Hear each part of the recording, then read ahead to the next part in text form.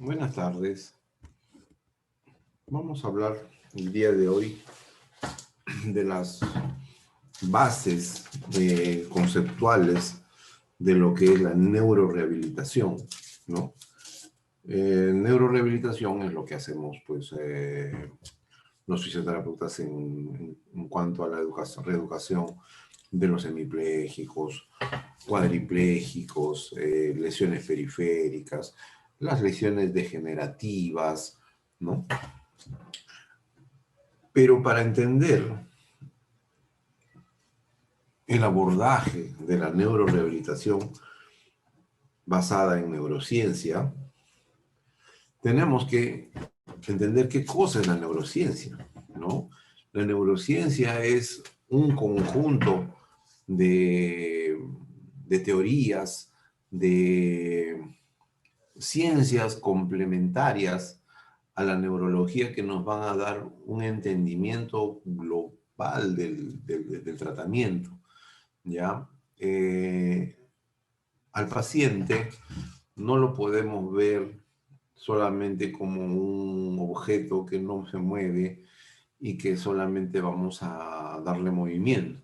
Tenemos que verlo desde muchas perspectivas, de la perspectiva motriz, social, integrativa, interna, psíquica, ¿no? Porque todas estas patologías van a influir en su psiquis, eh, en su estabilidad emocional, ¿no? Por lo tanto, por lo tanto, la neurociencia, la neurociencia o neurociencias, con cualquiera de los dos es válido, es un complemento o es el estudio relacionado a estructura,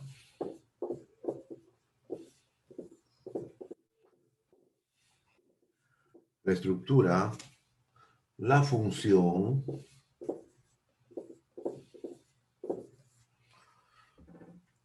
las bases moleculares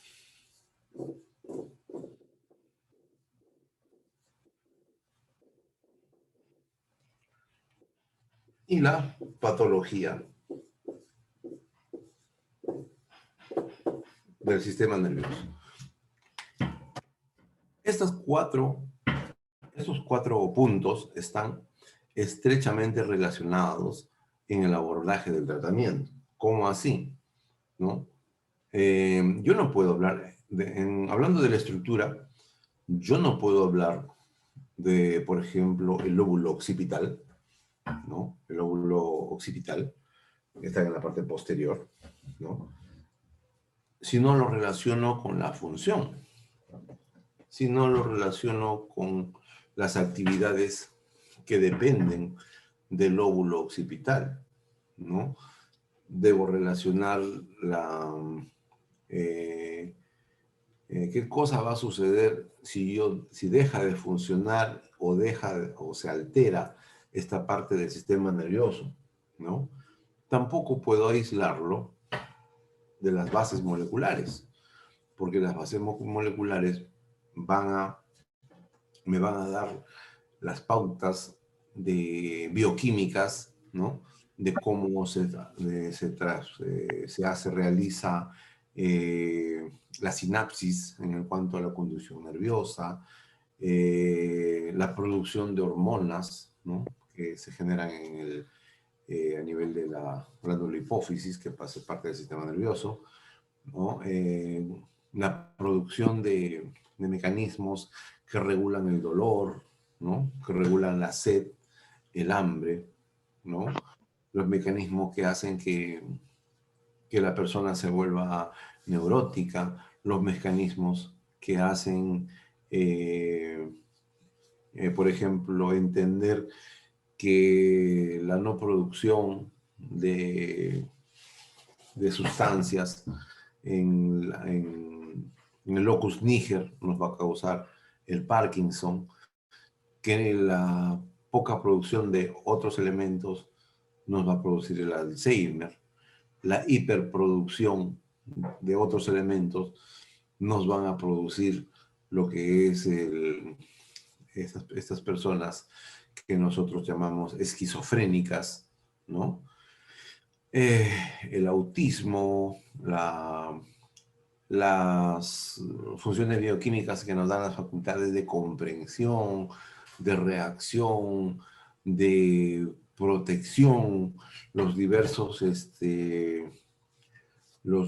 conceptos del cerebro humano, ¿no? Ustedes habrán escuchado del cerebro humano reptiliano, mamífero, etcétera, ¿no? Que se bloquean y el ser humano actúa como seres más primitivos, ¿no? En cuanto a cuando se defiende o cuando se ve agredido, ¿no? Entonces, esto tiene que ver bastante con las bases moleculares de la neurología, ¿no?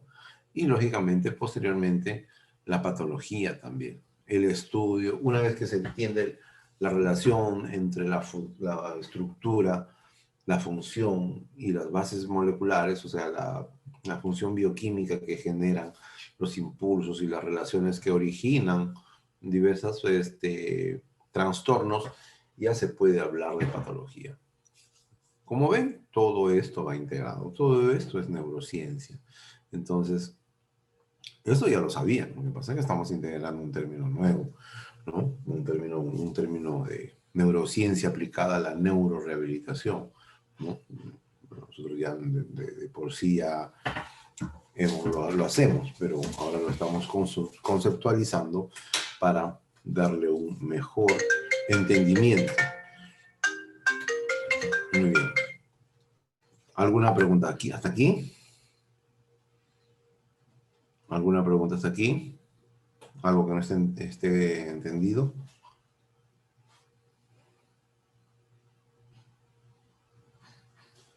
¿Ninguna?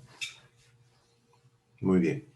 Entonces, empecemos conversando acerca de la estructura del sistema nervioso. ¿Cómo está estructurado el sistema nervioso? El sistema nervioso básicamente está estructurado por fibras motoras y fibras sensitivas, ¿no? Y fibras reguladoras que regulan ciertas funciones, ¿no? Si hablamos de la estructura cerebral, vamos a ver que en el cerebro está dividido en lóbulos, ¿no?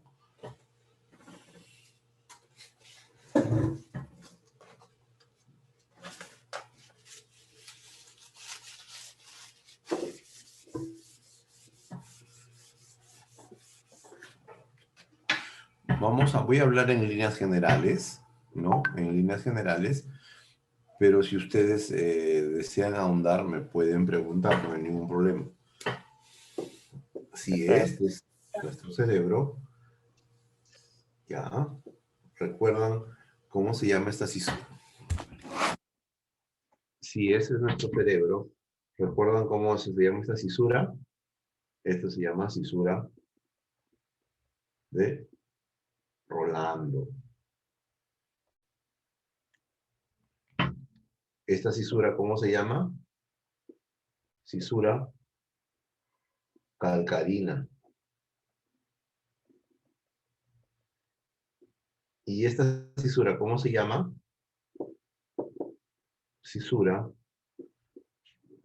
de Silvio. ¿Ya?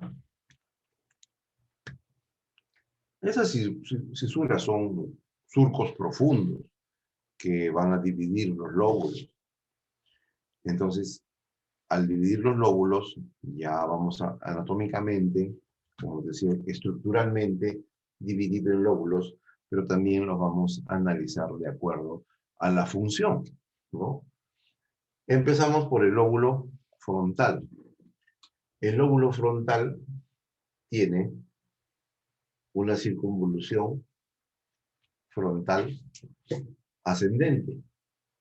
Tiene una circunvolución frontal superior. Tiene una circunvolución frontal media y una circunvolución frontal inferior. Esas son las circunvoluciones que tienen, que que tiene el lóbulo frontal. Ahora vamos a ver la función. ¿Cuál es la función que realiza el lóbulo frontal en el ser humano? ¿No? Básicamente, si ustedes ven el cerebro de un ser humano y el cerebro de un animal, van a ver que el cerebro del animal es así. O mejor dicho,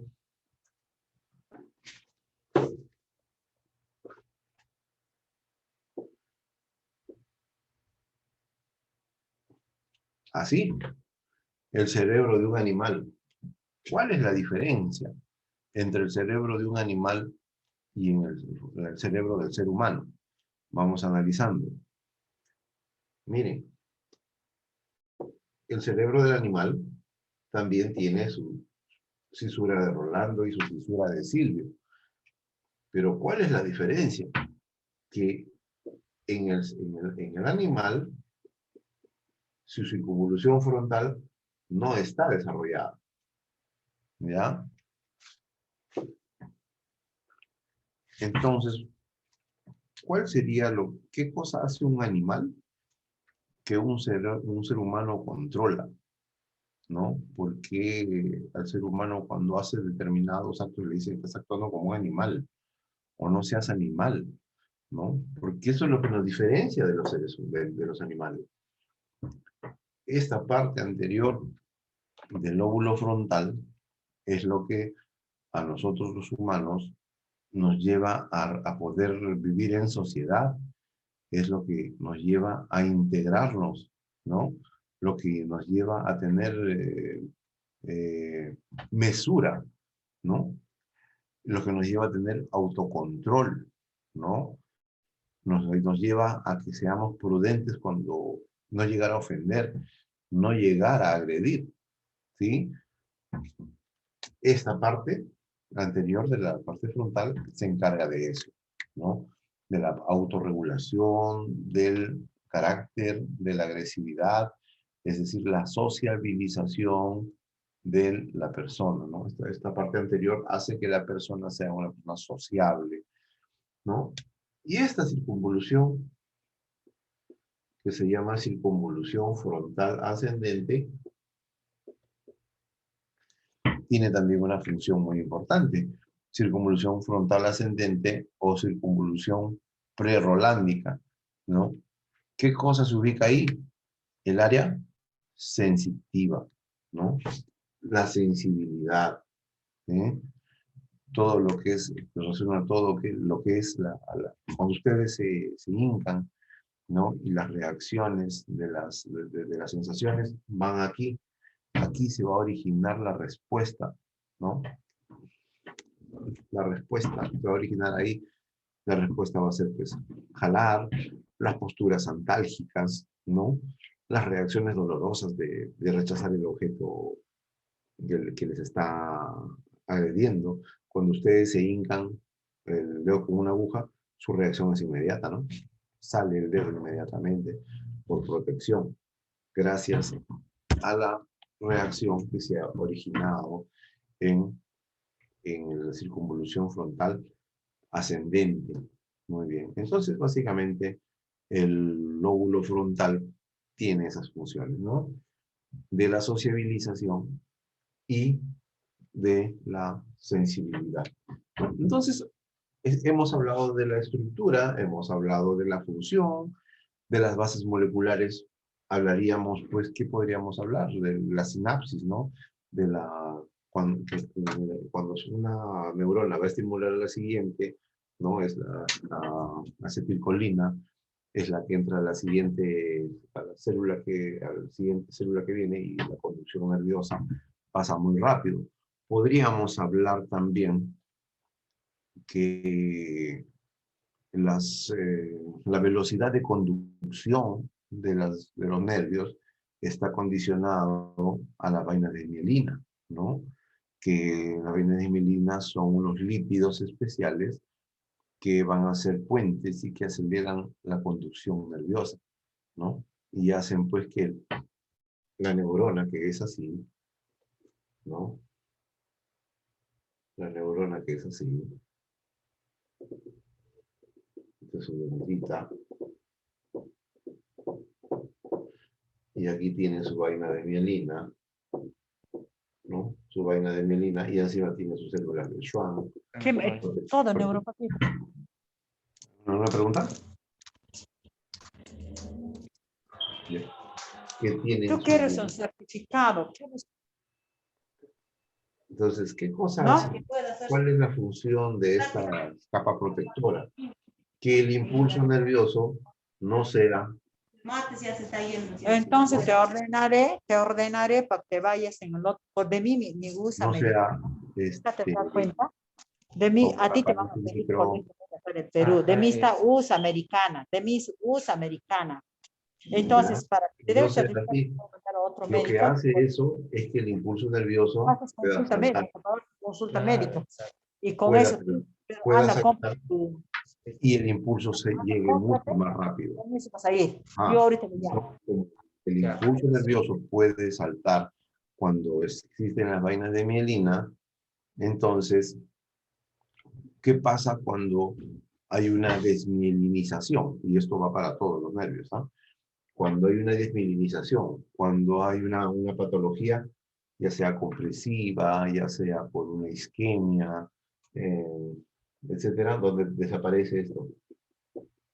Que dicho sea de paso, eso sí regenera, ¿no? Cuando desaparece esto, no va a haber este puente para acelerar el impulso nervioso. Por lo tanto, el impulso nervioso se va a ver más detenido, más lento. Es por eso que al paciente que ustedes están rehabilitando, ¿no? Muchas veces le dicen, cierra la mano, inicialmente no lo puede hacer. Después de un momento recién existe un pequeño movimiento, a veces demora el movimiento. ¿Por qué? Porque no hay la vaina de mielina, la conducción nerviosa del impulso de la orden está demorando y demora un pequeño tiempo en el paciente en hacer la respuesta. La capacidad de regeneración de la vaina de mielina es a razón de 1 milímetro diario, ¿no? Es lo que se dice, pero está sujeto a ciertas condiciones también, ¿no? Está sujeto a cierta condicionado a la gravedad de la lesión, ¿no?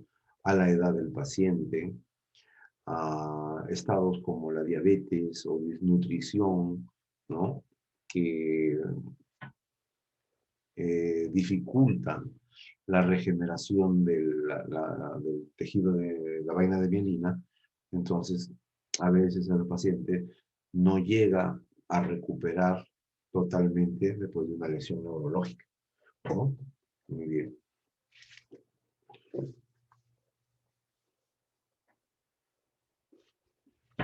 Voy a ir avanzando parte por parte, así que si tienen alguna pregunta sobre el tema, pregúntenlo de una vez, así tienen alguna, alguna duda sobre lo que estoy hablando. ¿Ya? Muy bien. Entonces, esto es la circunvolución, o perdón, el lóbulo frontal. Vamos a hablar del lóbulo parietal. El lóbulo parietal también tiene una circunvolución parietal ascendente. Tiene una circunvolución parietal superior.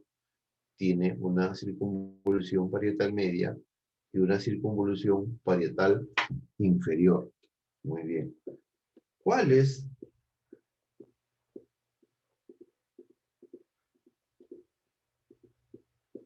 la función principal de esta área? La función principal del área parietal es la circunvolución post-rolándica, ¿no? La que está detrás de la cisura de Rolando. ¿Qué área motora está ahí? Está el área de Broca, ¿no? Que tiene que ver con el área de la comprensión, ¿sí? La área de comprensión y de lenguaje, ¿no? El área del movimiento también está ahí. Cuando se lesiona esta parte, que dicho sea de paso, si hablamos algo de fisiología, esta zona está irrigada por la arteria cerebral media, ¿ya? La arteria cerebral media. Entonces, cuando ustedes ven ACV de arteria cerebral media, a veces los derrames en la región de la arteria cerebral media, va a ocurrir que se va a perder el movimiento, ¿no? Se va a perder el movimiento, se va a originar una hemiplegia del lado contrario. ¿Por qué? Porque a nivel del bulbo raquídeo, donde termina el bulbo raquídeo y empieza la médula espinal, ¿no? Donde empieza la médula espinal, va a haber una estructura que se llama decusación de pirámides, ¿ya? Si este es el cerebro, esta es la protuberancia, ¿no? Este es el bulbo raquídeo, y de aquí ya se convierte en médula espinal. Pero las haces que vienen del derecho, y estos son los haces que vienen del izquierdo, a nivel de este lado se van a cruzar. Estos van a pasar por acá y estos van a pasar por allá. Esto se llama decusación de pirámides. ¿Por qué se llama así? Porque este se llama la vía central, donde viajan las primeras neuronas, también se llaman vías piramidales, ¿ya? Vías piramidales, vías donde trabajan, donde funcionan las primeras neuronas motoras, ¿no? Decusación de pirámides. Esto es muy importante para explicar por qué a las personas que le dan un derrame en el lado derecho hacen una hemiplegia o hemiparesia según la gravedad del lado izquierdo, ¿no? Y por qué a las personas que hacen lesión en el lado izquierdo hacen una hemiplegia del lado, hemiplegia, hemiparesia del lado derecho. Eso debido a la posición de la decusación de las pirámides, ¿ya? Muy bien.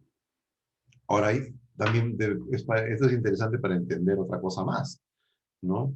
¿Por qué el paciente que le da hemiplegia hace hemiplegia en la derecha, pero hace una parálisis facial en la izquierda? ¿Por qué? Muy simple. Porque la decusación de las pirámides es a nivel de donde termina el bulbo raquídeo y empieza la médula espinal. La parálisis facial está controlado por el nervio facial, y el nervio facial, su origen es a nivel de tronco cerebral, a la altura de la oliva vulvar, ¿no? En la oliva vulvar, ahí se originan las raíces del séptimo paro craneal, del facial. Entonces, y eso no se cruza, ¿no?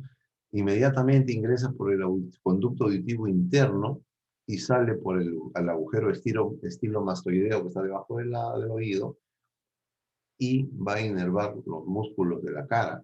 Ese no se va a cruzar. Por eso es que te da un derrame, la cara va a ser una parálisis del mismo lado de la lesión y la hemiplegia, o sea, la parálisis del cuerpo, va a ser en el lado contrario al lugar donde ha ocurrido la lesión, ¿ya? Es así. Por eso, esa es la razón. Porque muchas veces paralizado este lado y paralizado la hemicara del lado contralateral. Muy bien. Entonces, esto es lo más importante del lóbulo temporal. Y si estamos hablando de la irrigación por intervención de la arteria cerebral media, si hablamos de la patología también, ojo que estamos hablando ahorita de los 4 puntos primeros de lo que hemos hablado al principio de la ponencia. Estamos hablando la función de la terapia, o sea, la neurorehabilitación, en función a la estructura, la función, las bases moleculares y la patología. ¿Ya? Vamos a enfocar en esos 4, ¿no? Porque normalmente nosotros solamente, a veces nos enfocamos en cuentos solamente a la patología, ¿no? Hablamos solamente de la hemiplegia, por ejemplo, ¿no? Hemipléjico solamente nos dedicamos a moverlo, estimularlo, ¿no? No digo que esté mal, ¿no? Pero el enfoque debe variar, ¿no? El enfoque va basado en la estructura que está lesionada, la función que se pierde en relación a la estructura que está lesionada, las bases moleculares relacionadas a a la sinapsis, a los intercambios biomoleculares que producen, que están relacionadas con la función, y después de eso recién la patología. Muy bien. Entonces, cuando se lesiona la arteria cerebral media, ¿qué cosa se recupera primero? Aquí también hay algo cuestión muy interesante, ¿no? Que si hablamos de la estructura, ¿no? La vía motora, o sea, la que lleva a movernos, ¿no? La vía motora está compuesta por dos neuronas. Una que empieza acá, en la circunvolución parietal ascendente, ¿ya? Y va hasta la médula espinal. Y la segunda neurona motora, que va desde la médula espinal hasta el músculo donde se va a dar el movimiento. ¿Ya? Ese es uno. La parte sensitiva, ¿cuántas neuronas tiene? Tiene 3 neuronas. Tiene una neurona que va desde el punto muscular o de la piel donde se ha producido el estímulo hacia al ganglio, un ganglio sensitivo de la médula espinal. Ese es uno. De ahí hay otro. De ahí hasta el tálamo óptico. Y del tálamo óptico, el tálamo óptico es como un repartidor, ¿no? Que reparte. Tú tú eres sensación de dolor, vas para allá. Tú eres de presión, para allá. Tú eres de picazón, para allá. Tú eres de frío, para este lado. Él es el que reparte, ¿ya?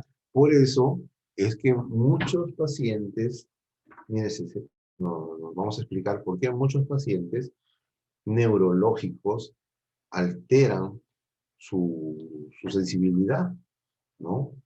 A muchos pacientes, cuando les queremos trabajar y les queremos abrir la mano, el paciente grita como si le estuviera rompiendo la mano, claro, porque el tálamo óptico, al recibir una sensación dolorosa superficial, se confunde y lo manda a las sensaciones de las dolorosas profundas. Entonces le duele mucho, ¿ya? Es por eso que los pacientes dicen, un rato sienten que le quema, otros ratos lo sienten frío, otro rato le dice como si estuvieran hincando. Claro, todas las sensaciones están alteradas y el tálamo está mandando equivocadamente esas sensaciones a diferentes sitios, ¿ya? Entonces miren qué importante conocer esto, si en el caso de que alguien tiene la sensibilidad alterada, trabajarle pues con tipos de texturas, ¿no? Esas personas se les pasa algodón, se les pasa cepillo, se le hinca con aguja punta roma, va destinado a eso, ¿no? A la reeducación de las diferentes tipos de sensibilidad, que aparentemente es un tratamiento bastante simple, ¿no? Dice, que voy a perder tiempo pasándole cepillo, que voy a perder tiempo pasándole algodón, yo vengo a hacerle ejercicio para que mueva. Pero si lo entendemos desde el punto de vista de cómo lo estamos analizando, vamos a sacar la conclusión de que sí, es muy importante trabajar esta sensibilidad porque es parte de la reeducación. ¿Qué pasa cuando la sensibilidad está alterada?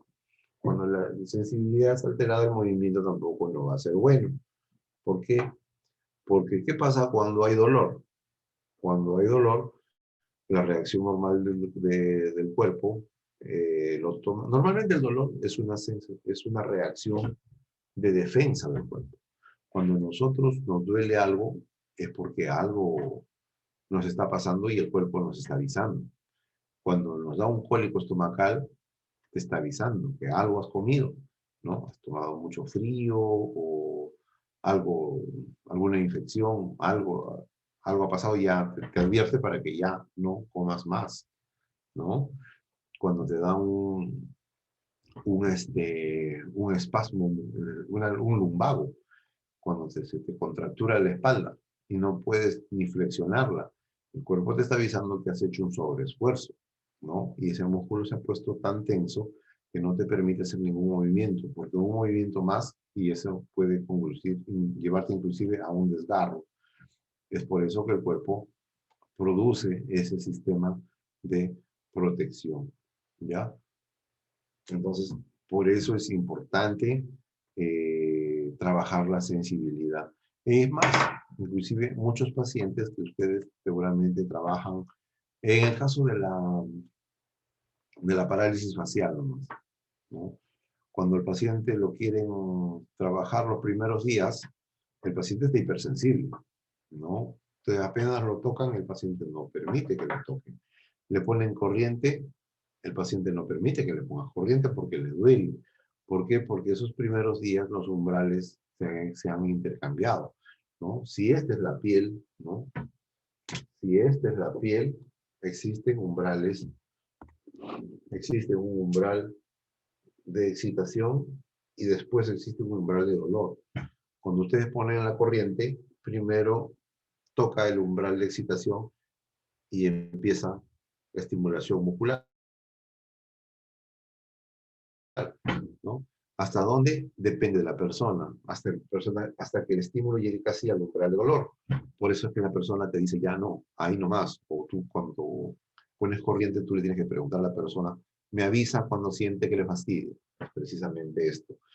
Pero cuando existen las lesiones neurológicas, los umbrales se invierten. Primero va a estar el umbral del dolor y posteriormente el umbral de excitación. Es por eso que a muchos pacientes que están con lesiones todavía agudas, neurológicas, le ponen un corriente y el paciente no ve en la estimulación. Simplemente el paciente hace un rechazo. El paciente les dice a ustedes, me duele, o se pone a gritar, ¿no? O simplemente no tolera. Ustedes no manejan esta parte de la parte funcional, ustedes van a seguir poniéndole corriente y le van a decir aguante un poquito, ¿no? Hasta que empiece el movimiento, ahí es, ¿no? Tiene que aguantar. Y no es así, pues, porque cuando el umbral está invertido, el dolor es demasiado intenso, ¿no? Y cuando el dolor es demasiado intenso, va a crear espasmo. Entonces, ¿de qué les sirve espasmo a ustedes que quieren tratar un músculo que quieren estimular? Un músculo que necesita ser estimulado, relajado, reeducado, no puede tener un espasmo, porque ese espasmo no le va a permitir trabajar. Muy bien. ¿Preguntas hasta aquí? ¿Preguntas hasta aquí?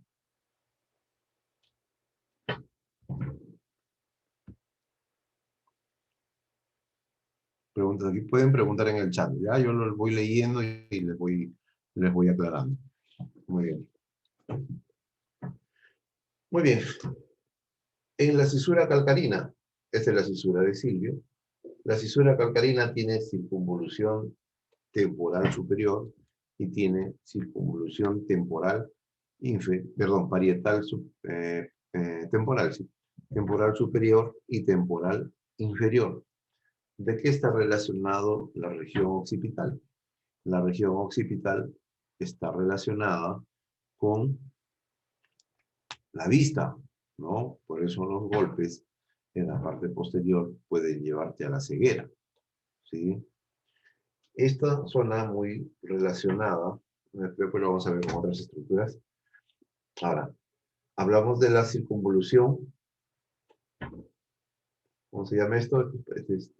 Temporal, occipital. Esto es temporal superior, temporal media y temporal inferior. Parietal, temporal. La región temporal. ¿Con qué está relacionado? Con el oído, ¿no? Con el oído, con la audición. Esto es externamente. Internamente existen otras estructuras importantes también, como el tálamo óptico, del que habíamos hablado antes, que es encargado de ser un elemento de distribución de los estímulos sensitivos, ¿no? Existen también los ganglios basales, ¿no? Los ganglios basales que se encargan del movimiento fino, ¿no? De que nosotros podamos agarrar con finura esto, ¿no? Que puedan intercambiar a la otra mano, ¿sí? Cambiar de dedos, ¿sí? ¿No? Hacer esto. Si no tuviéramos los ganglios basales, no podríamos hacer esos movimientos finos, ¿no? Tendríamos que hacer como movimientos gruesos. El movimiento que hace el niño cuando nace, ¿no? El niño cuando nace agarra todo grueso, ¿no? El niño no puede hacer pinza todavía, porque todavía no está desarrollado sus ganglios basales para desarrollar ese tipo de movimientos. ¿Ya? Muy bien.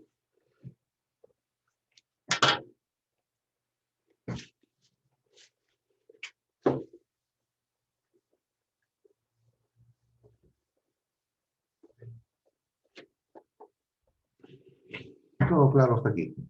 ¿Sí? ¿Todo claro hasta aquí? ¿Alguna pregunta, alguna inquietud sobre el sistema nervioso, sobre el cerebro? Pueden relacionarlo si gustan con alguna patología también, porque de eso es la neurociencia. Relación, función, estructura, patología y bases moleculares, ¿no? Eso es la neurociencia. ¿Sí? ¿Alguna consulta?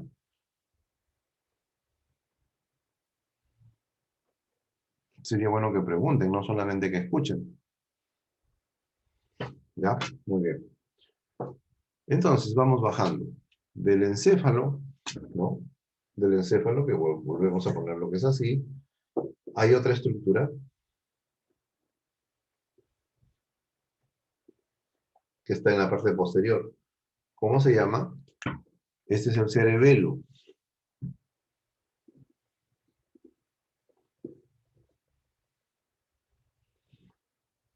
Esto sería la protuberancia anular.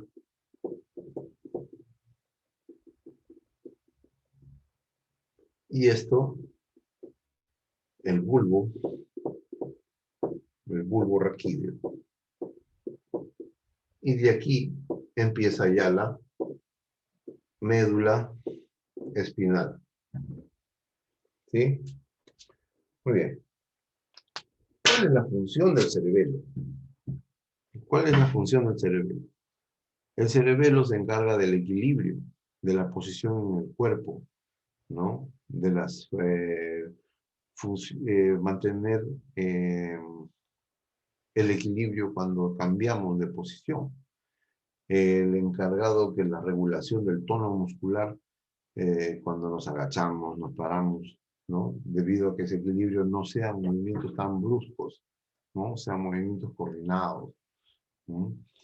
Ustedes de repente han visto cuando están parados sobre una tabla y de pronto le mueven la tabla, ¿qué pasa? Buscan estabilizarse como sea, ¿no? Como hay un temblor, ¿qué hacen? Se estabilizan como sea, ¿no? Abren las piernas para aumentar la base de sustentación, ¿no? Abren los brazos al costado también en defensiva, ¿no? Todo el cuerpo se acerca hacia el centro de gravedad de uno mismo. ¿Dónde está el centro de gravedad del cuerpo? Desde delante de la segunda vértebra lumbar, ¿ya? Delante de la segunda vértebra lumbar, ahí se encuentra el centro, eh, centro de gravedad del cuerpo. Y ese centro de gravedad también es muy importante en la neurología. ¿Por qué? Porque inclusive cuando ustedes han visto una persona que tiene una alteración del sistema nervioso, sobre todo una falta de equilibrio, todo el cuerpo tiende, por reacción propia de defensa, a acercarse al centro de gravedad, ¿ya? Por eso es que si a ustedes están de pie y yo los trato de empujar, ¿no? Para que se caigan, su primera reacción de ustedes es doblar las rodillas y agacharse. Y esa agachada que uno hace, ¿para qué es? Para acercar el cuerpo al centro de gravedad y tener más equilibrio. Ajá, entonces por eso es que el paciente hemipléjico, cuando yo lo empiezo a parar, tiende a agacharse, claro, porque es su forma de equilibrar, es a llevar el cuerpo hacia el centro de gravedad para lograr un mayor equilibrio. Por eso es que al paciente neurológico, en el que estamos entendiendo, ¿por qué al paciente neurológico de frente no lo puedo parar? Claro, no te va a aceptar la posición bípeda. Ese es un proceso, ¿sí? El paciente no tiene equilibrio, no te va a aguantar la posición bípeda. Primero tienes que, entonces lo voy a parar poco a poco, ¿no? Sentándolo primero. Pero tampoco. ¿Por qué? Porque para que el paciente se pare, no solamente tiene que haber equilibrio, tiene que haber tono muscular adecuado, tiene que haber una función recíproca entre agonistas y antagonistas. ¿Quiénes son los músculos antagonistas? Músculos que realizan una función. ¿Quiénes son los antagonistas? Los que se oponen a la función y tienen que relajarse, ¿no? Y existen los músculos fijadores o sinergistas, ¿no? Que son músculos adicionales al movimiento que están por ahí, que ayudan, que contribuyen en la estabilidad sin realizar una función directa. Por ejemplo, ¿Sigue? si yo doblo el codo, ¿sí? ¿Quién es el músculo antagonista ahí? ¿Quién es el músculo agonista? ¿Quién realiza la función? Escriban si es que tienen roche a hablar. ¿Quién es el agonista? Mira, tiene mucha importancia este ejemplo con otros trabajos del cuerpo. Por ejemplo, ¿quién realiza este trabajo? ¿Qué músculo, mejor dicho? ¿Qué músculo realiza la flexión del codo? ¿Quién es el agonista? Bíceps. El bíceps es el agonista, ¿no es cierto? Es el músculo que se contrae para realizar la función. ¿Quién es el antagonista? Tríceps. El tríceps, el músculo que se tiene que relajar para realizar la función. ¿Y quiénes son los sinergistas y fijadores? Los fractales. Claro, ¿no? El cuerpo braquial, ¿sí? El braquial anterior, ¿no? Nos sirve como fijadores. Muy bien. Entonces, esto también tiene una interrelación, ¿no? Cuando existe la patología neurológica, esta función agonista, antagonista, no se da. A veces los dos músculos quieren actuar a la vez. Por eso es que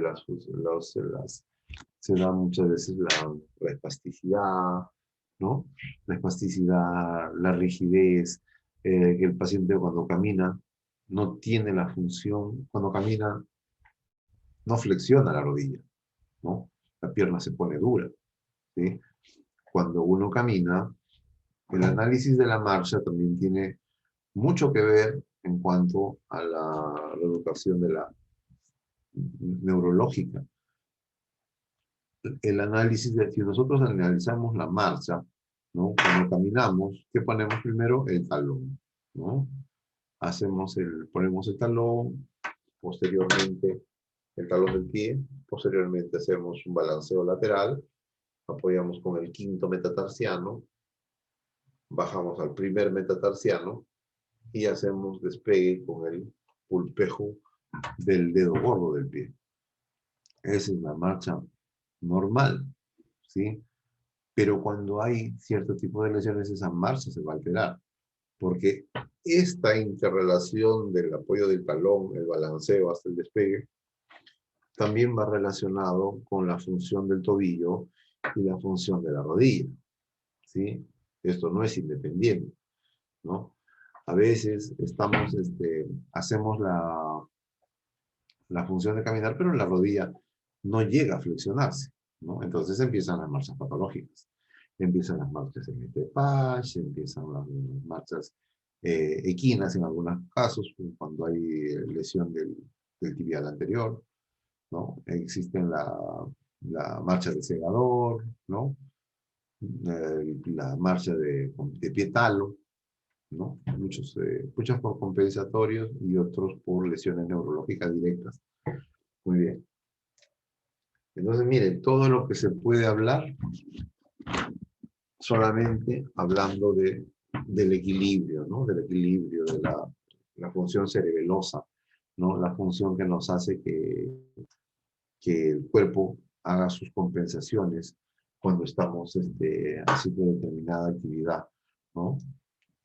Inclusive ahora en la práctica del deporte, se ha visto pues que el cerebelo, la función cerebelosa tiene mucha importancia en el fortalecimiento, ¿no? En el tono, el aumento del tono muscular y la estabilidad, ¿no? Es por eso que ahora, actualmente, en los equipos de fútbol, se les trabaja a los deportistas en balancines, ¿no? Antes simplemente se les hacía cabecear en el suelo, ahora se les hacen cabecear, les hacen dominar la pelota en el balancín, ¿no? Con una inestabilidad, lógicamente que el tono muscular debe mejorar.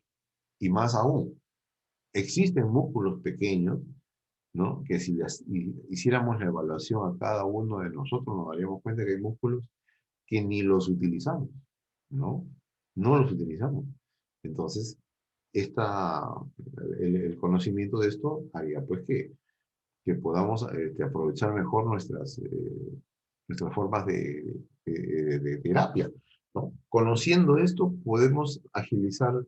No necesitamos de un gran gimnasio para poder hacer un buen trabajo de rehabilitación, ¿no? Simplemente con balancines, con pelotas, ¿sí? Con ligas, nada más, no necesitamos más, de repente rodillos, por ahí, ¿no? Superficies irregulares, no necesitamos más que eso, ¿ya? Antiguamente, pues, en los gimnasios de rehabilitación teníamos, hasta ahora, tenemos lo que es los sistemas de pesas, ¿no?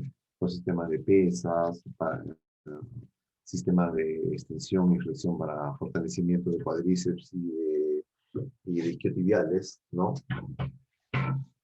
Para miembros inferiores. Pero el enfoque que se daba antes era muy individualista, ¿no? Se ponían las mesas de cuádriceps de extensión, tanto para flexión de los miembros inferiores, solamente máquinas para fortalecer cuádriceps. Y para la parte posterior, máquina para fortalecer isquiotibiales, ¿no?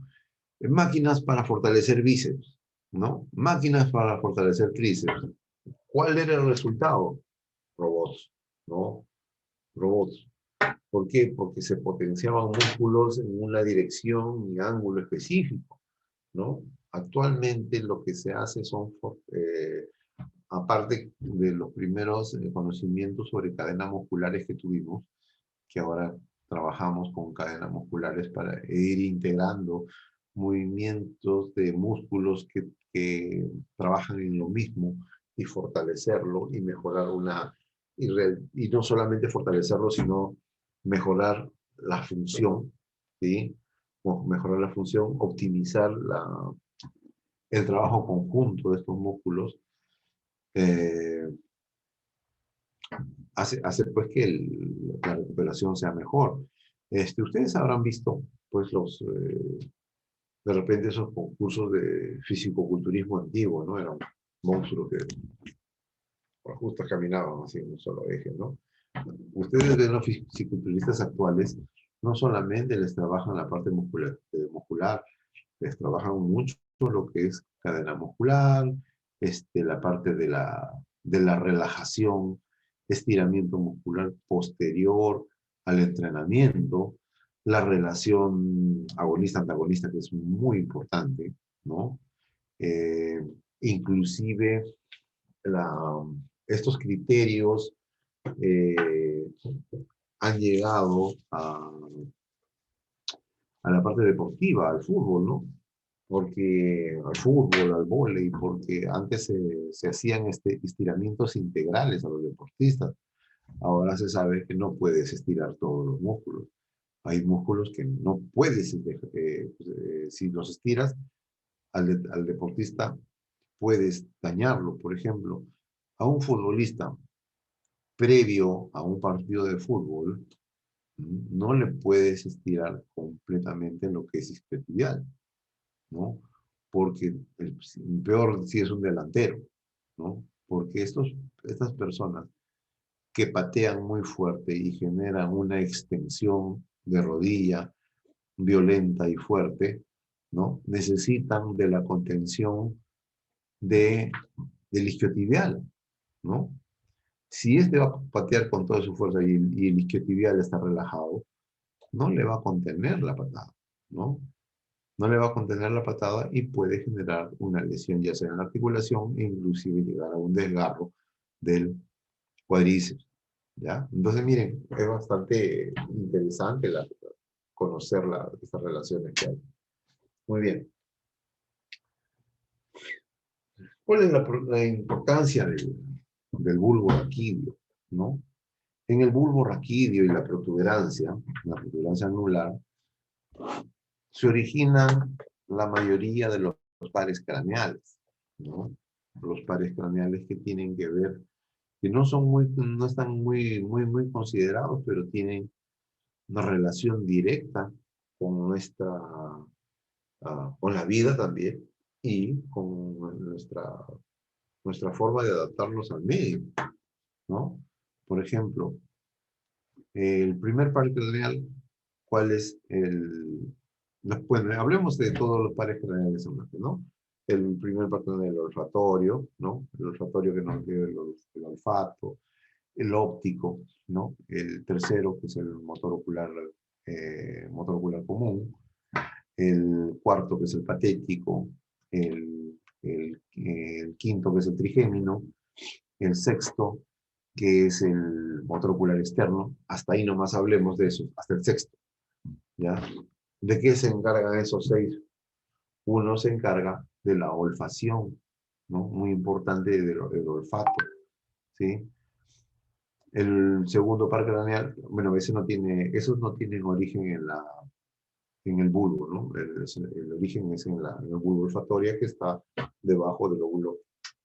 Aquí están, ¿no? Los bulbos olfatorios ahí. Los bulbos olfatorios están justo debajo. Ahí.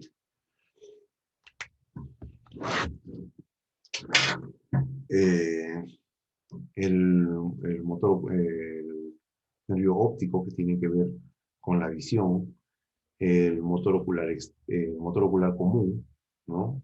Que inerva el elevador del párpado, el recto interno del ojo, ¿no?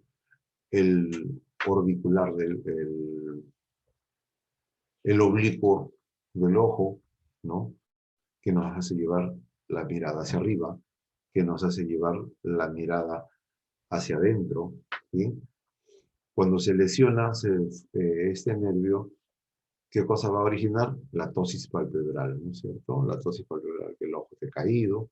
Si le abren el ojo, el globo del ojo, el redondito del ojo, no está al centro. ¿A dónde está?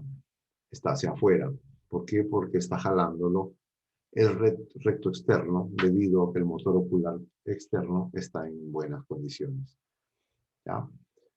Muy bien. El quinto par, el nervio trigémino, también conocido, ¿no? Habrán escuchado la de la neuralgia del trigémino, ¿no? De dolores muy fuertes aquí, inclusive antiguamente, cuando no habían buenos métodos de diagnóstico, el trigémino lo confundían con una infección aguda de las muelas, y era común que a esos pacientes se referían tanto dolor que les terminaban sacando las muelas, hasta al final se daban cuenta que no eran las muelas, sino era el trigémino el que estaba doliendo, ¿no? La neuralgia del trigémino. El nervio trigémino tiene 3 ramas, ¿no? Tiene una rama maxilar inferior, una maxilar superior y una rama oftálmica, ¿ya? Entonces, la rama maxilar inferior es la que se mete y prácticamente la que inerva prácticamente las raíces de todos los nervios, de todos los dientes, ¿no? En el maxilar superior también, ¿sí? Entonces, esos dolores que tenemos cuando nos pica la muela, ¿no? Son dolores que se asocian a nervio trigémino, ¿no? En su rama, ya sea maxilar inferior o maxilar superior. Muy bien. Y el motor ocular externo, el sexto par. ¿Qué cosa es el motor ocular externo? Como su nombre lo indica, inerva al recto externo del ojo, ¿no? Cuando este nervio se altera, ¿qué pasa? El ojo se va hacia adentro, ¿no? Estrabismo convergente, se llama eso, ¿no? Estrabismo, conocido como los virolitos, ¿no? Que miran, tienen los ojos hacia adentro. Estrabismo convergente por lesión del motor ocular externo. Muy bien. Eso es, mire, hasta grandes rasgos, no lo estoy haciendo porque el tiempo es muy corto. El séptimo par craneal, ¿no? El nervio facial. Conocidísimo el nervio facial. Ya hemos dicho que nace en la oliva del bulbo, ingresa junto con el octavo par por el conducto auditivo interno, ¿no? El octavo par, que es el nervio auditivo, se queda en el oído medio y el nervio facial continúa su recorrido hasta salir el agujero estilomastoideo en la parte inferior y tener 11 ramificaciones y dar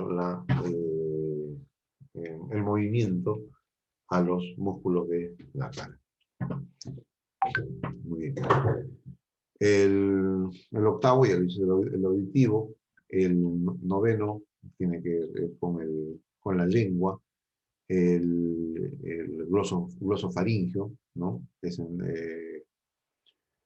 glosofaringio que inerva la lengua, gloso y faringio que inerva la faringe. Cuando estos pacientes, esto está bastante relacionado, como es tronco, con los ACV de arteria cerebral posterior, ¿ya? Los ACV de arteria cerebral posterior lesionan tronco, lesionan cerebelo, ¿no? Entonces, estos van a tener ataxia, son atáxicos, ¿no? Y también van a tener otros problemas de la deglución, ¿no? Dice, pasa, pero pasa, no puede, porque está lesionado el nervio glosofaringio, ha perdido la movilidad posterior de la lengua y de la faringe. ¿Qué hace? Que hace que pase la saliva y que haga el movimiento de deglución, ¿ya? El décimo par craneal, también es muy importante.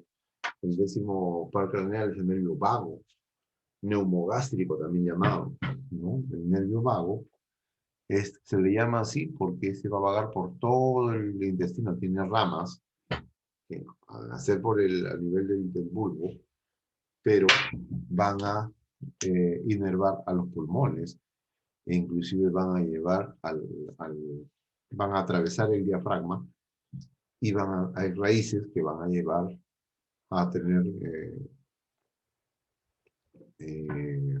función en el acto de la digestión, ¿ya? Es por eso, miren, les acabo de hablar de varios elementos cercanos a los pares craneales. Es por eso que las personas que tienen compromisos cervicales, ¿no? Cuando hay compromisos cervicales y hay contracturas a nivel cervical y la irrigación de la arteria cerebral posterior no se da, porque la arteria vertebral, que es la que va a llevar sangre a la arteria cerebral posterior, pasa por las arterias cervicales, y si éstas se contracturan o se pegan o llegan a un estado de presión por contractura de las musculaturas cervicales, van a impedir una adecuada irrigación de esta parte posterior. Y si no hay una adecuada parte de irrigación, aparte de la tensión a lo que le llaman estrés, mal llamado estrés, porque estrés, ¿qué cosa es estrés? Estrés es un sobreuso, ¿no? Puede haber un estrés mental, puede haber un estrés respiratorio, puede haber un estrés cardíaco, puede haber un estrés muscular, ¿no? Pero lo que nosotros llamamos estrés, ¿no? Estrés es un estrés mental, que sí puede estar condicionado a malas posturas, a ansiedad y a contracturas que se dan en la columna cervical y en la musculatura de los trapecios, los angulares, los escalenos, que tienen bastante que ver con los estados tensionales. Entonces, al estar estos lados comprimidos, no van a impedir que llegue sangre con regularidad hacia la zona del cerebelo. Entonces, estas personas que dicen, tengo estrés, ¿no? Miren, un dato muy interesante, ¿eh? Personas que dicen que tengo estrés, ¿no? También van a referir que les duele la cabeza, ¿no? Que les duele en la parte posterior de la cabeza, ¿sí? En la parte posterior, en la protuberancia occipital externa. Claro, ¿por qué? Porque si nosotros nos ponemos a revisar dermatomas, cuando duele en la parte superior, ¿qué dermatoma es? C1, ¿no? La raíz de la primera cervical se está alterando, ¿no? Cuando duele en la protuberancia occipital externa, la C2, ¿no? Cuando duele acá en la región lateral del cuello, C3, ¿no? Cuando duele el muñón del hombro, C4, ¿no? Cuando duele hacia la región exterior del codo, C5, el dedo pulgar, C6, dedo medio, C7, dedo pequeñito, C8, región interna del codo, D1, solamente para saber puntos de referencia, ¿no? Si el paciente dice, tengo un dolor en el cuello y tengo irradiación hacia el dedo medio, muy bien. ¿Qué raíz está comprimida? La C7. ¿Dónde nace la C7? Entre la vértebra C6 y C7. Entonces ahí haremos manipulación, elongación, tracción, ya veremos, pues. Ya veremos según nuestro análisis qué cosa podemos hacer ahí, ¿ya? Entonces, ¿qué otros problemas trae esta persona que está contracturada? Dice, estoy con mi gastritis, claro. ¿Por qué? Porque al alterarse esa parte, el nervio vago también debe estarse comprimiendo. Y el nervio vago es el neumogástrico. Su función al estar comprimido va a alterar la función respiratoria, ¿no? Se va a estar, ay, eso que dicen, ay, me duele mi corazón, siento que se me sale el corazón, neumogástrico. Yo tengo acidez, ¿no? Siento que me hinca mi estómago, no hago la digestión, neumogástrico, ¿no? Relacionado a estos cuadros de tensión. ¿Sí? Qué bonito se va relacionando tantas cosas que vemos, ¿no? ¿No? Me mareo, claro que se vas a marear, porque estos problemas también van a traer trastorno de circulación, no va a dejar que llegue sangre al cerebro, ¿no? Se comprime, no llega la sangre con regularidad al cerebro, cambio de posición, demoras en estabilizar, ¿no? Muy bien.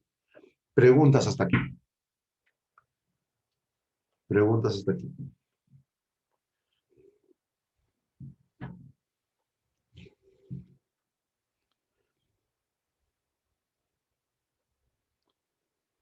¿Ninguna pregunta?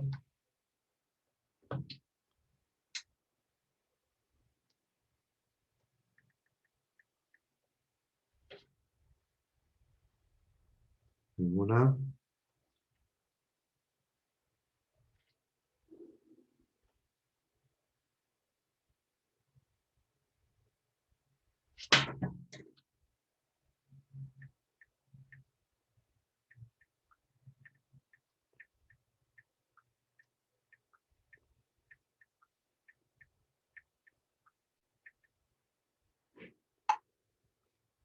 Ninguna pregunta. Ya, muy bien. Entonces hablemos de la médula espinal, ¿no? La médula espinal ya es está conformada pura primera neurona motora, ¿no? Esperando llegar al espacio correcto de la médula espinal, donde va a ser sinapsis con la segunda neurona motora o periférica, ¿no? Y la segunda neurona motora va a salir de la médula espinal hasta el músculo donde se va a realizar el movimiento, ¿no? o donde también recibe las neuronas sensitivas, ¿no? Como les vuelvo a repetir, la parte motora, ¿sí? Tiene dos neuronas, ¿ya? La primera neurona motora, que va de acá hasta determinado punto en la médula espinal, y la segunda neurona motora, que va de la médula espinal hasta el músculo que va a producir la reacción. Y la parte sensitiva va a tener tres, de donde se da la sensibilidad hacia la raíz posterior, de ahí otro hasta el tálamo óptico, y del tálamo óptico sale una tercera hacia esta región del cerebro. ¿Sí? Esto también es muy interesante, y es una razón por las cuales cuando hay una lesión neurológica, ¿no? Cuando hay una lesión neurológica, la sensibilidad se recupera mucho más rápido que el movimiento, ¿no? Porque a veces la lesión está aquí, pero hay otro centro de percepción del dolor, ¿no? Que está aquí, en el tálamo óptico, que va a hacer que el paciente empiece a sentir 2, 3 semanas después de la lesión, empieza ya las reacciones sensitivas, ¿no? Las reacciones motrices sí demoran un poco más. Muy bien. Muy bien. Preguntas hasta acá.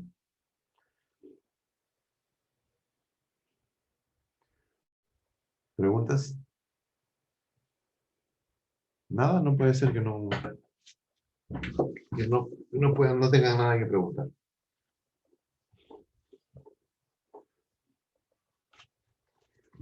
Muy bien, entonces vamos a hablar algo de la función. La función del sistema nervioso es básicamente motor y sensitivo, ¿no? Motor y sensitivo. Cuando se lesiona la parte motora del sistema nervioso, pueden ocurrir dos cosas. Que se ocurra una parálisis espástica o una parálisis flácida, ¿ya?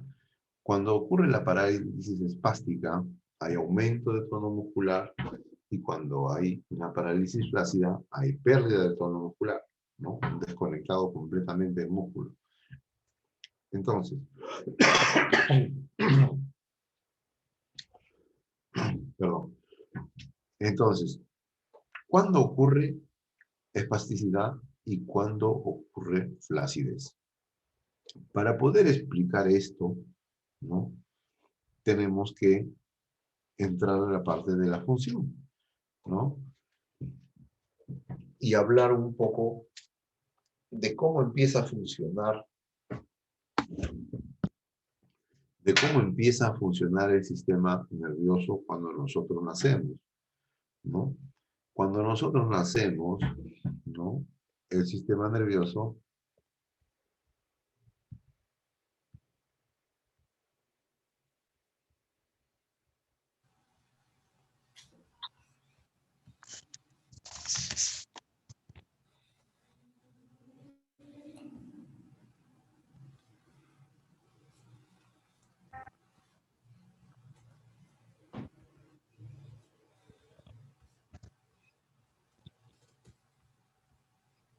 ya. ¿Qué pasa? Se ve bien, ¿no? Sí pasa. Ya, cuando nosotros nacemos, ¿no? Ah, El Mari. sistema nervioso, en cuanto al movimiento, Pero tengo está curso. Ya, en todo la médula espinal, ¿ya? importante. Cuando Qué va. nosotros nacemos, la médula espinal es la que rige nuestros movimientos. Por eso es cuando ustedes ven a un recién nacido, ¿no? Neurológico. Ven a un Siempre niñito que está en espasticidad, por allá de Chicago. Muy bueno. Ya. Dale tu boletita. O sea, mejor dicho, en una sesión y Míralo hoy día. Ya. Cuando nosotros nacemos, el, el niño está doblado, ¿no? ¿Por qué? ¿Por qué está dobladito? Porque el cerebro para el niño es a nivel de la médula espinal, ¿ya? Todo es reflejo. Todavía no hay control cerebral, ¿ya? El cerebro no dirige ningún movimiento. Cuando nosotros nacemos, tenemos ciertos reflejos. ¿Recuerdan? ¿No? ¿Cómo se llama este reflejo? ¿No? El niñito ustedes lo ponen, le mueven la cabeza al costado y hace esto. ¿Cómo se llama ese reflejo? ¿Recuerdan? Y es importante recordarlo porque lo vamos a relacionar con la patología del adulto. ¿Ya? ¿Cómo se llama este reflejo? El reflejo del esgrimista, ¿no? O tónico cervical asimétrico. ¿Ya? Existe otro reflejo que cuando nosotros le flexionamos al bebé la cabeza, los brazos se flexionan y las piernas se estiran, ¿no? Existe el reflejo que cuando le estiran la cabeza al bebé, los brazos se estiran y las piernas se doblan. ¿Cómo se llama ese reflejo? Se llama reflejo tónico cervical simétrico, ¿ya? Existe otro reflejo de cuando el niño está echado y le hacen sonar algo, el niño hace esto, ¿no? O lo cambian de posición y el niño hace esto, el reflejo del abrazo, o llamado reflejo de Moro, ¿no? Existen reflejos básicos para la vida, ¿no? Como cuando le ponen ustedes el dedito en la boquita del bebé y el bebé busca, ¿no? Indispensable para que busque el pezón de la mamá y pueda alimentarse, ¿no? Existen otros reflejos que le ponen de barriguita en su mano y el niño no va a caer, ¿no? La cabeza se va a levantar y las piernitas también van a estar en suspensión en el aire. Reflejo de Gallant, ¿no? Existen otros reflejos donde ustedes le dan la manito al bebé y el bebito agarra los dedos y aprieta con fuerza y no le suelta. Y mucha gente dice, mira, ya agarra, ¿no? Qué bien que agarra, ¿no? Ya tiene fuerza. Y no es que esté pasando eso. ¿Qué está pasando ahí?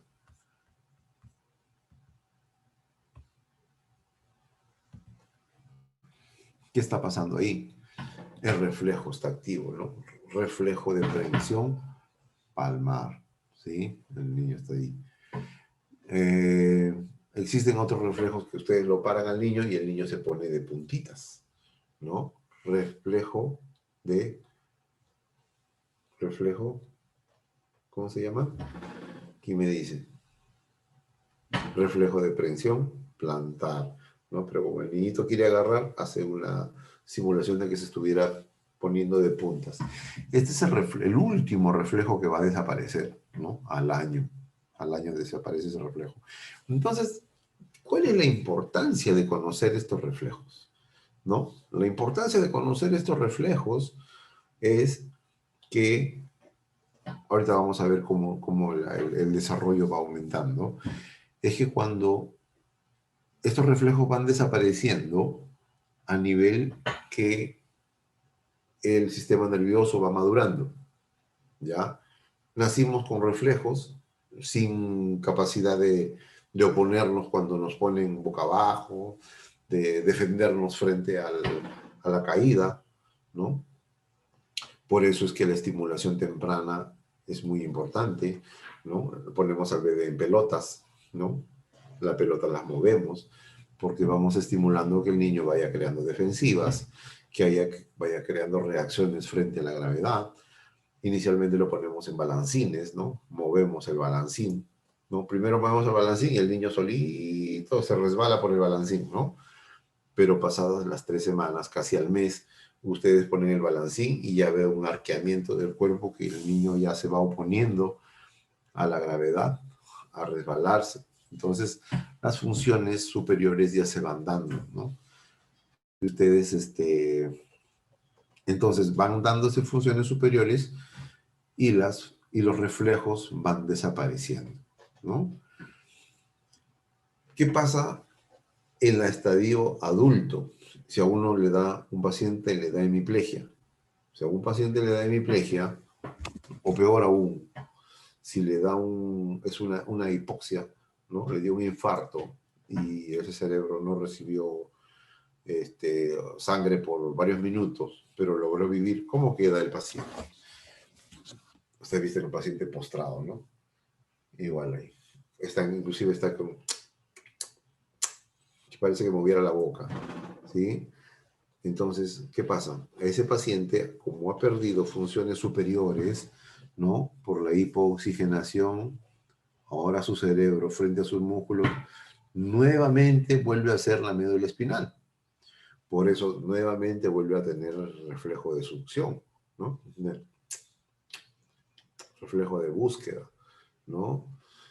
Si ustedes a ese paciente que está postrado, ¿no? Mayor, le mueven la cabeza a un lado, va a haber un remedio de lo que era el reflejo tónico cervical asimétrico, ¿no? Si ustedes quieren moverle el brazo derecho, ¿no? Lo ideal va a ser que la cabeza la giren hacia el lado donde van a movilizar para que les permita el movimiento, ¿no?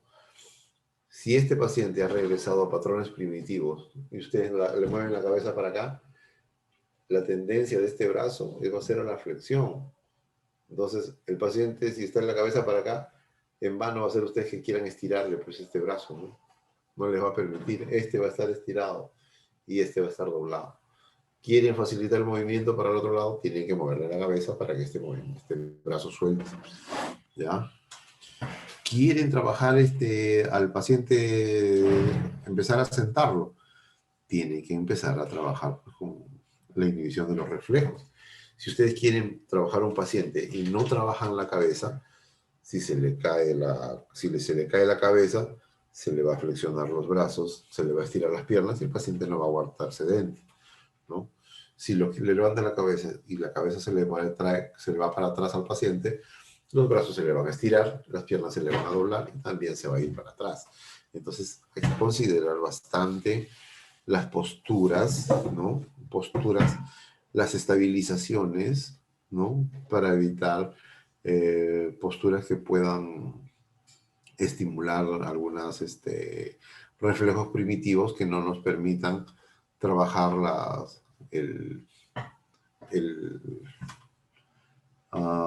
emular las posiciones del neurodesarrollo, ¿no? Muy bien. Preguntas hasta aquí. Me imagino que ahora sí tendrán preguntas.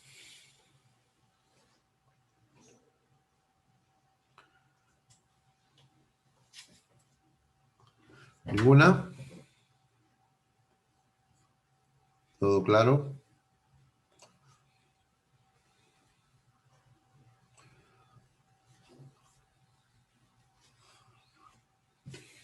¿Todo claro? Muy bien. Entonces, seguimos. Entonces, una vez que ya vimos esto de los reflejos, una vez que empiezan a desaparecer los reflejos, las funciones se van dando a niveles más superiores.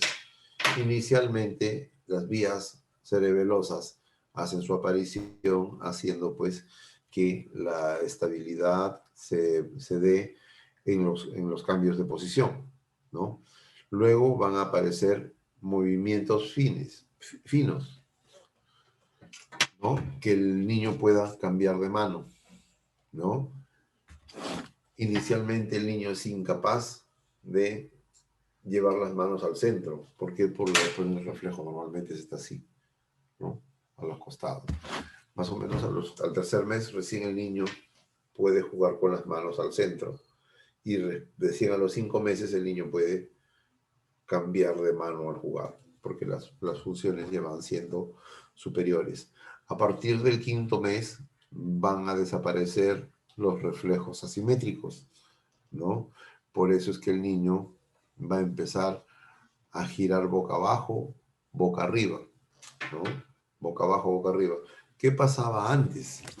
Que si el niño estaba boca arriba, ¿no? Y quería voltear a este lado, se encontraba con la mano acá, ¿no? Se volteaba la cabeza y se encontraba con el reflejo acá y la mano acá, y eso le impedía voltear, ¿no? ¿Qué pasaba si se sentaba? Se le caía la cabeza, se le caían los brazos, se estiraban las piernas y no soportaba. A partir de 5 meses empiezan ya a desaparecer reflejos asimétricos, entonces el niño voltea la cabeza al costado, ya no encuentra un brazo estirado que le permita el movimiento, ¿no? Inclusive ya hay movimientos escapulares y de hombro ya les permite voltear, ¿no?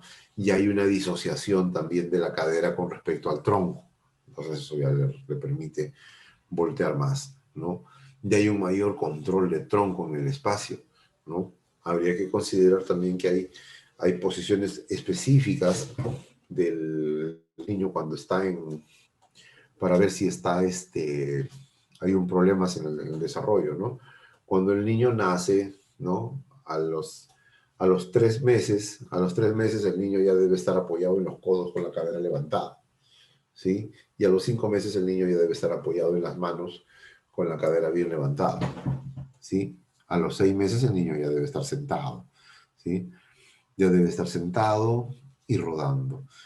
Cuando no ocurren estos pequeños, hay una cantidad de parámetros, pero hay parámetros básicos y elementales que debemos conocer. Cuando no ocurren estos parámetros, quiere decir que hay un problema en el desarrollo del niño. El niño no se está desarrollando como debe ser porque no está cumpliendo sus fases de su neurodesarrollo, ¿no? Puede haber un retraso psicomotriz, puede haber hasta una parálisis cerebral por ahí escondida, ¿sí?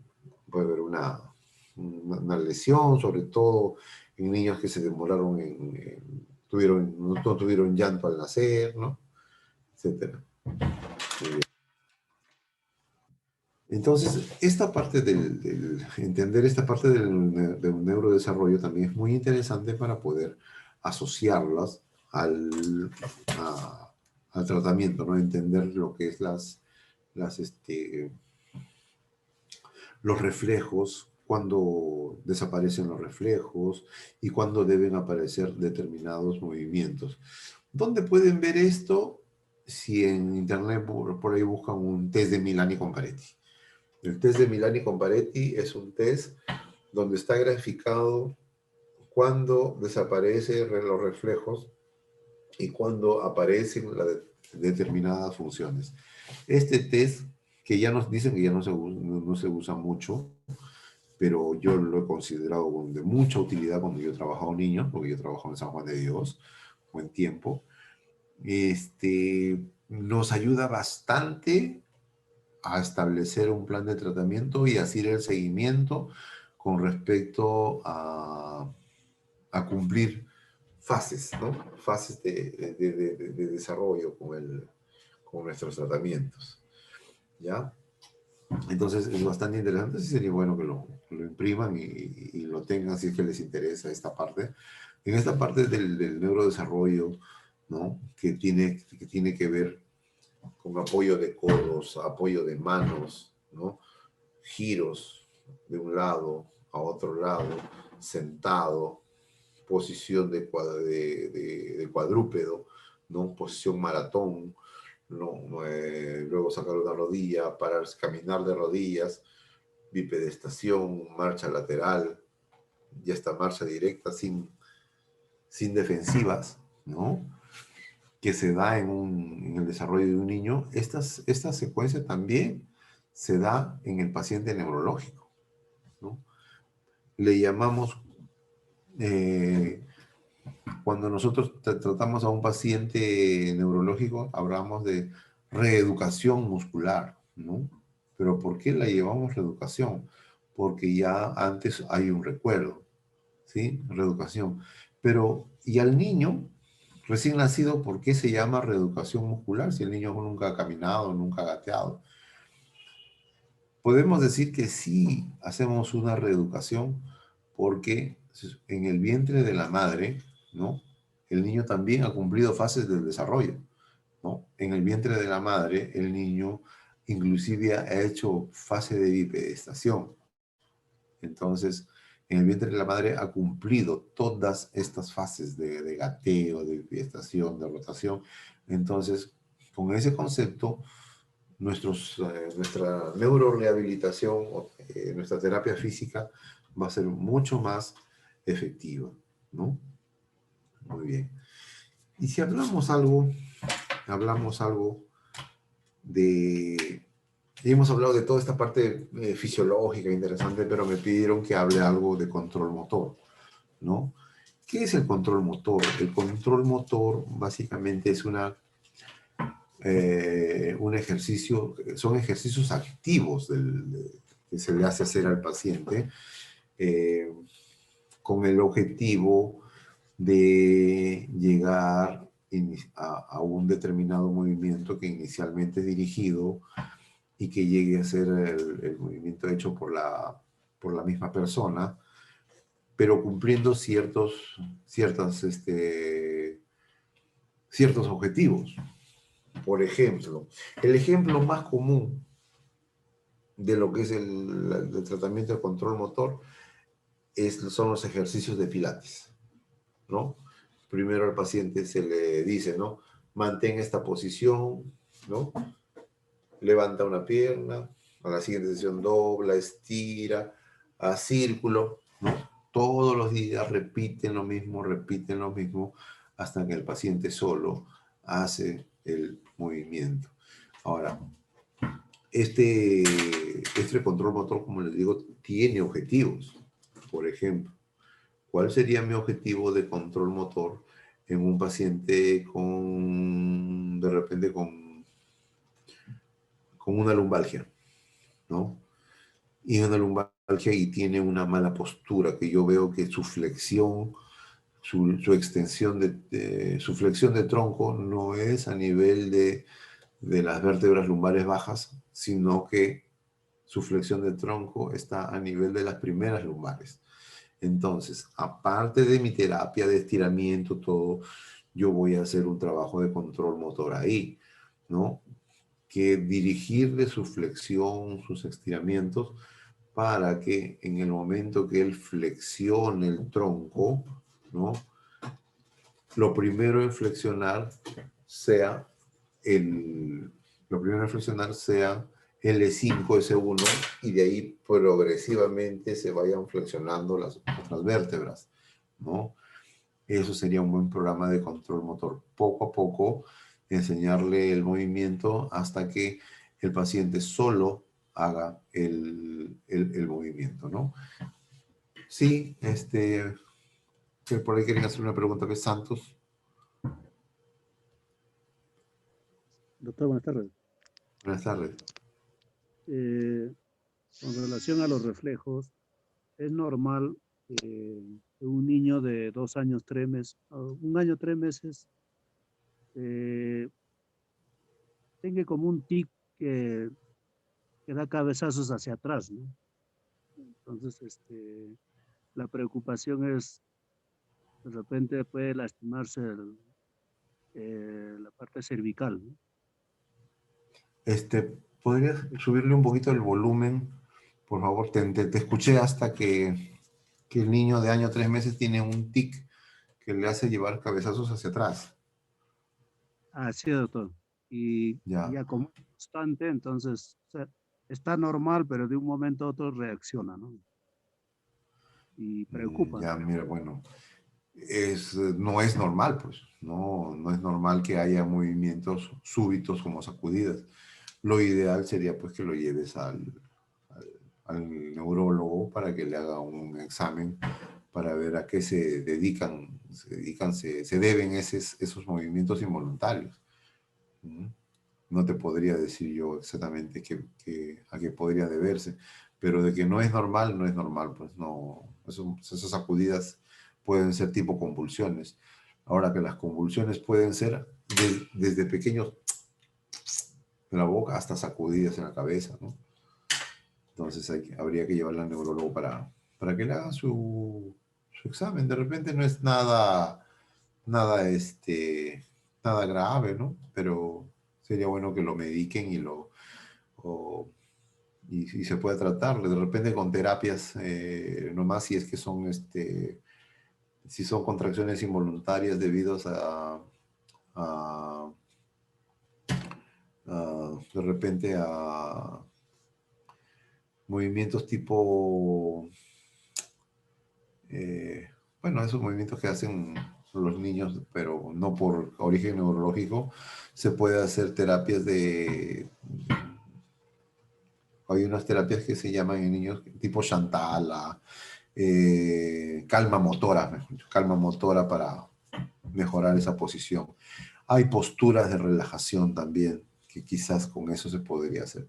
Pero lo primero, al neurólogo para que descarte cualquier patología que esté fuera del alcance de una rehabilitación normal. Eso es lo que te podría orientar, ¿no? Ok, muchas gracias. Con un diagnóstico bien dado, ahí sí te podría decir todo lo que podríamos, la variedad de cosas que le podríamos hacer. ¿Sí? Muy bien. Entonces, el control motor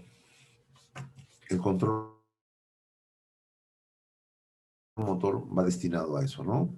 Básicamente son movimientos que inicialmente los enseñamos, los dirigimos y finalmente el paciente lo hace solo, lo hace ya, ya aprendió el movimiento y ya lo puede hacer solo y lo puede hacer parte de su rutina. Y lógicamente que este control motor tiene un beneficio específico para cada paciente, ¿no? Bien. ¿Alguna otra pregunta?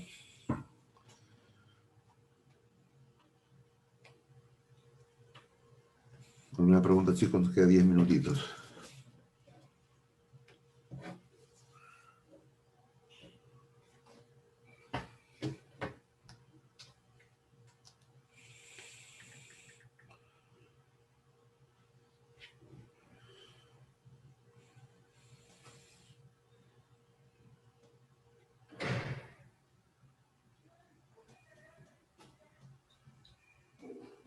Ya.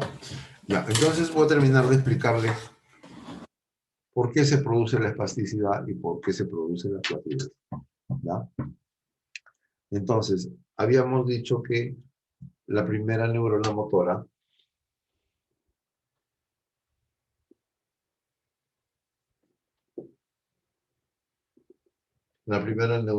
tenía su origen a nivel del encéfalo y esto iba hasta un músculo, ¿no?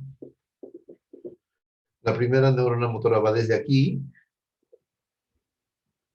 viaja hasta determinada parte de la médula espinal. Y la segunda neurona motora sale de la raíz anterior de la médula espinal hasta este músculo. Entonces, ¿qué relación tiene la primera neurona motora con la segunda neurona motora? La primera neurona es reguladora y la segunda es efectora. Cuando nosotros nacimos, hablamos de los reflejos, y cuando nosotros nacimos con esta. Entonces, esto era todo lo que había cuando nacimos. Todo era reflejo. ¿Sí? Le golpeaba, había un reflejo de un movimiento, ¿no? Golpeamos la mesa, había una reacción de abrazo. Le movías la cabeza, había una reacción de la cabeza, un determinado movimiento, determinada reacción. ¿No? Entonces, esto es todo lo que había. Ya, a medida que fue desarrollando, las funciones fueron primero a nivel, hay vías cerebelosas que trabajaron lo que era el equilibrio. Acá hay un cerebro medio, ¿no? Donde están los ganglios basales. Acá hay ganglios basales que también intervinieron en los movimientos finos, ¿no? Donde el niño ya podía pasar las cosas, ¿no? Agarrar un papel con suavidad, ya no romperlo, ¿no? Porque inicialmente de chiquito le daban un papel y el niño lo rompía, ¿no? Lo destrozaba, ¿no? Y hubo un momento en que ya puede apreciar esa textura sin romperlo, ¿no? hasta que finalmente el control del movimiento se da a nivel de la corteza cerebral, ¿no? Esta corteza cerebral ya va a dirigir el movimiento. Entonces, ¿cómo podemos explicar esto? Cuando nosotros nacimos, no había, si al bebito le daban un papelito cuando nacía, lo agarraba así y no lo soltaba, ¿no? Había que soltarle poco a poco. Ustedes recortarán al niñito, hasta para lavarle las manos hay que abrirle poco a poco el dedo para limpiarle todas las cositas que se le forman ahí por estar cerrado todo el día ahí, ¿no? Entonces, a medida que va desarrollando el sistema nervioso, la manito se va abriendo, el equilibrio se va dando, hasta que nos vamos soltando y todos nuestros movimientos se vuelven voluntarios, ¿no? Ya podemos movernos, podemos escribir, podemos caminar, correr, etc. Todos nuestros movimientos independientemente. Pero,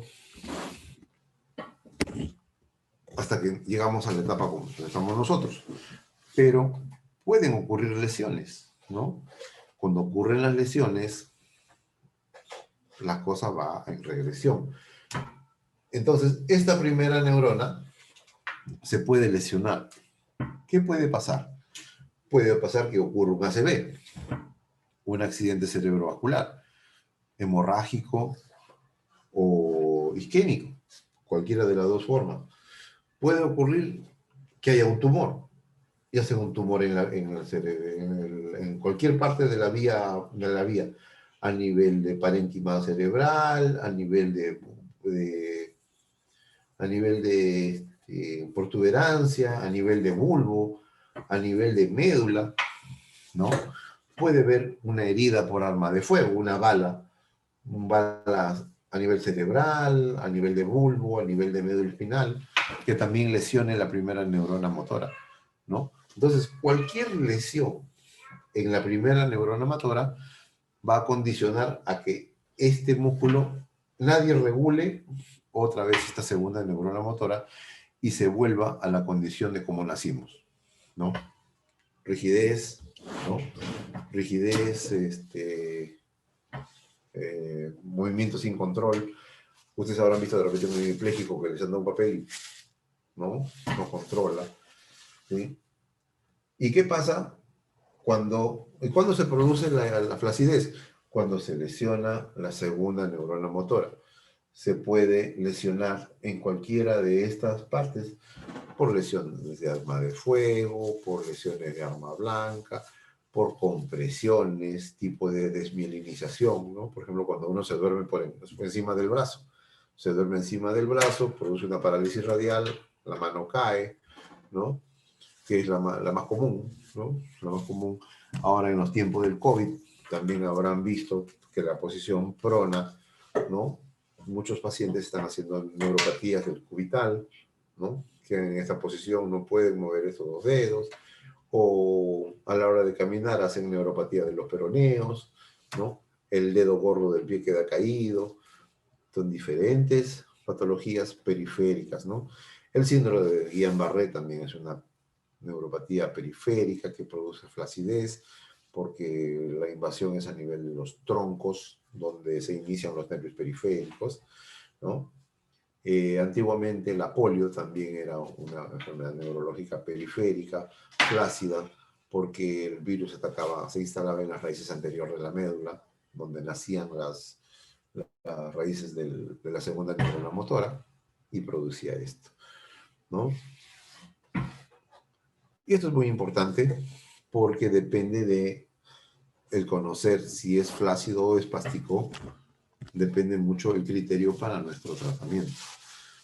Porque si es una lesión de origen central y nos da espasticidad, lógicamente que nuestro plan de tratamiento va destinado a la relajación de la espasticidad para posteriormente intentar reeducar movimiento, ¿ya?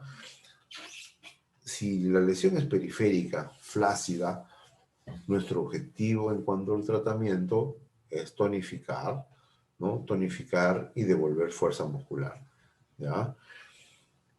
En las lesiones centrales, por ser espásticas, entonces no me voy a atrever jamás a poner corrientes, porque yo no voy a estimular ahí voy a relajar. En las periféricas tampoco les voy a poner compresas calientes, porque yo no quiero relajar, yo quiero estimular. Y hay otras partes que también necesitan especial atención, como son las lesiones cerebelosas. Las lesiones cerebelosas lo que van a trabajar es el equilibrio y el tono base es bajo, o sea, se le trabaja como una persona de bajo tono y se le trabaja mucho el equilibrio. En los ganglios basales internamente se le trabaja todo lo que es destrezas finas. Hay más trabajos ocupacionales, ¿no? De cosas pequeñas, talleres de habilidades. Bueno, muy bien. ¿Alguna pregunta?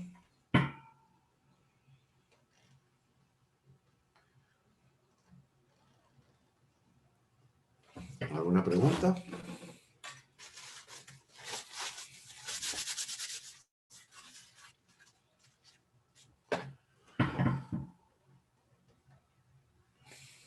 ¿Sí? ¿Todo claro? ¿Ninguna pregunta?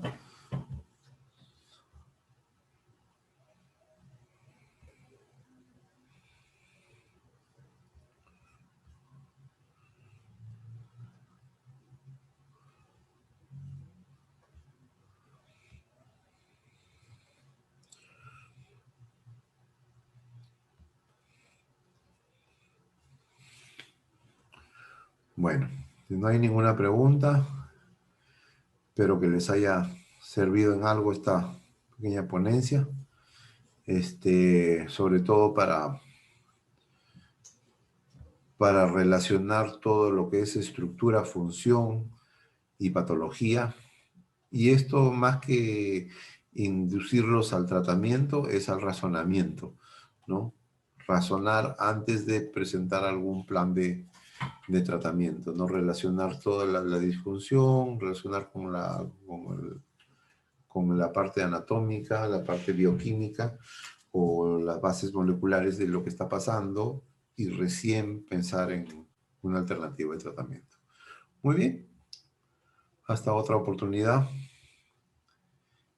Espero que les haya servido. Hasta luego. Bueno, damos por finalizada la clase. Muchas gracias al ponente, muchas gracias a todos los participantes. Que tengan muy feliz noche. Cualquier duda pueden comunicarse a través de WhatsApp. Muchas gracias a todos.